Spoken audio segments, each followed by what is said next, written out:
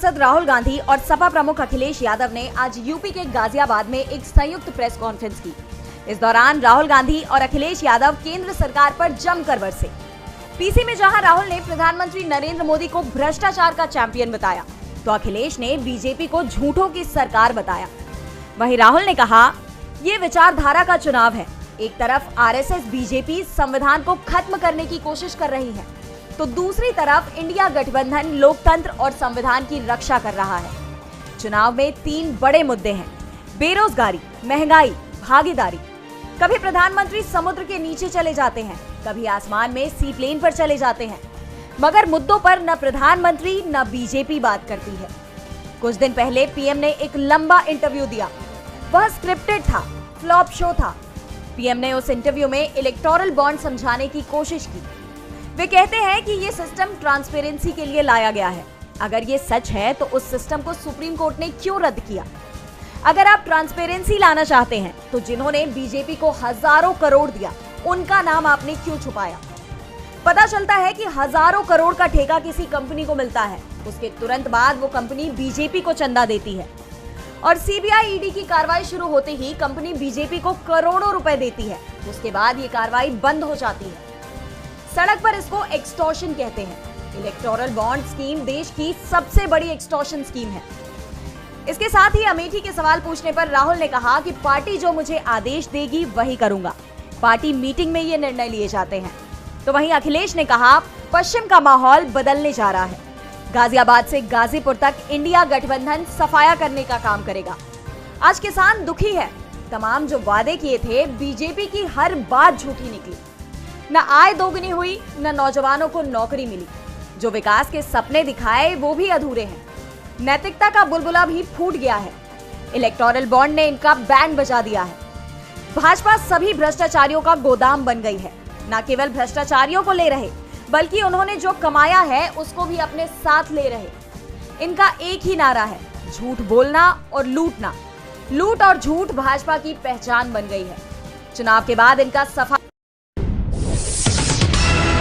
जमघट लगा हुआ है। चुनाव के प्रचार प्रसार के लिए आए दिन पीएम मोदी बिहार में रैलियां कर रहे हैं। बिहार में 7 चरणों में मतदान होने हैं, इसलिए भले ही कुछ घंटों में पहले चरण के मतदान के लिए प्रचार प्रसार की प्रक्रिया समाप्त हो जाएगी, लेकिन अगले चरण के लिए ये सिलसिला जारी रहेगा। इस बीच बिहार में एनडीए की रणनीति में बड़ा बदलाव सामने आया है। बताया जा रहा है कि अब पीएम मोदी की चुनावी सभाओं में मुख्यमंत्री नीतीश कुमार शामिल नहीं होंगे। इस खबर के सामने आते ही चर्चाएं तेज हो गई हैं। बिहार में एनडीए गठबंधन सवालों में घिर गया है। सवाल ये उठ रहे हैं कि क्या नीतीश कुमार एनडीए से अलग हो रहे हैं? चर्चाएं चल रही हैं कि कई मुद्दों पर जेडीयू और बीजेपी के मत अलग अलग हैं।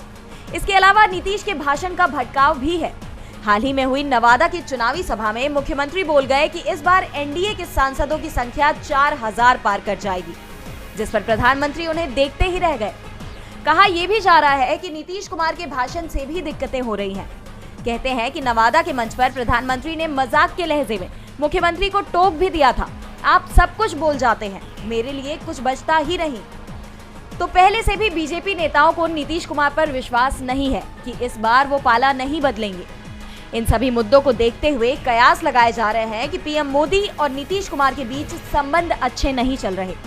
माना यह भी जा रहा है कि बीजेपी और जेडीयू के बीच टकराव की परिस्थितियां बनती जा रही हैं। हालांकि एनडीए इसे अपनी चुनावी रणनीति का हिस्सा बता रही है। इसलिए बीते दिन बिहार के पूर्णिया और गया में पीएम की रैली में नीतीश कुमार नदारद रहे। लेकिन अगर सचमुच ही इस चुनाव के दौर में पीएम मोदी और नीतीश कुमार के बीच दरार आने लगी है, तो ये बीजेपी के लिए बहुत बड़ा झटका साबित। केजरीवाल जेल से ही सरकार चला सकते हैं। अभी उनके संदेश तो लोगों तक पहुंचाए जा रहे हैं, लेकिन केजरीवाल दिल्ली की जनता के हक में कोई फैसला नहीं ले पा रहे, क्योंकि ना तो वो फाइलों पर दस्तखत कर पा रहे हैं और ना ही मंत्रियों के साथ बैठक। वैसे तो अभी लोकसभा चुनावों के चलते आचार संहिता लगी हुई है, ऐसे में कोई नीतिगत फैसला नहीं हो सकता। लेकिन कोर्ट के आदेश पर केजरीवाल के लिए जेल से सरकार चलाने की राह में दूसरी रुकावटें जरूर दूर हो सकती है।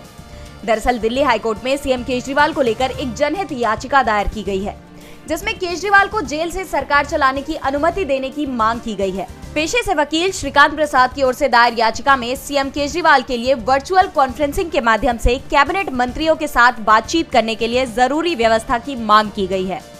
इसके साथ ही मीडिया को सनसनीखेज खबरें प्रसारित करने से रोकने का भी आग्रह किया गया है। याचिका में कहा गया है कि भारत के संविधान के अनुच्छेद 21, 14 और 19 के तहत वर्तमान समय में दिल्ली के लोगों के मौलिक अधिकार का उल्लंघन हो रहा है। न तो भारतीय संविधान और न ही किसी कानून ने मुख्यमंत्री या प्रधानमंत्री सहित किसी भी मंत्री को जेल से सरकार चलाने से रोका है। ऐसे में सीएम केजरीवाल को दिल्ली सरकार के कामकाज में बिना किसी रुकावट के काम करने की मंजूरी दी जानी चाहिए। बता दें कि दिल्ली की कथित शराब घोटाले मामले में ईडी ने 21 मार्च को केजरीवाल को गिरफ्तार किया था। फिलहाल वो न्यायिक हिरासत में तिहाड़ में बंद है। केजरीवाल की गिरफ्तारी के खिलाफ 29 अप्रैल को सुप्रीम कोर्ट में सुनवाई भी